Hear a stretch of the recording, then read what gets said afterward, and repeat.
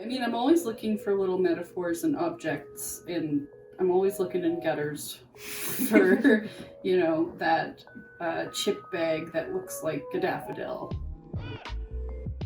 My name's Breanna Barrington. I'm an artist here on Trees territory. My project for this is on urban heat islands. So basically, I got the idea last summer when I was volunteering at the works in the middle of Churchill Square. It was so hot. Every time I walked home, I would notice how much of a temperature difference there was between down here and up there. There can be a 16 to 20 degree difference between Edmonton's hottest and coolest neighborhoods, which is the reason I wanted to offer solutions. Is I find a lot of art or climate art is very good at pointing out a problem, but then you have the problem and it's depressing and heavy and you're like, now what, and we're also living through this series of changes, which is very overwhelming. It's bigger than all of us, but and it can be easy to kind of lose hope.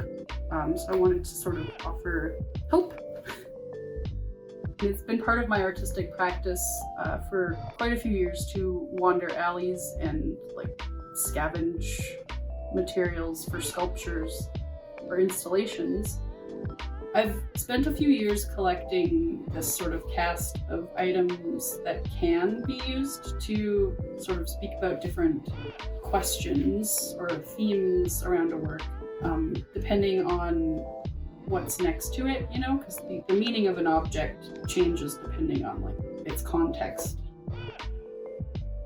Of different thematic elements in each, the fridge and the stove. The fridge will be sort of actions, maybe references to those community groups from that resilience festival. Basically things that people can do to help mitigate the climate crisis, like tree planting and increasing our shade, and then the stove is kind of more focusing on things that harm our biodiversity and climate, like using grass as a monocrop, things that kill pollinators,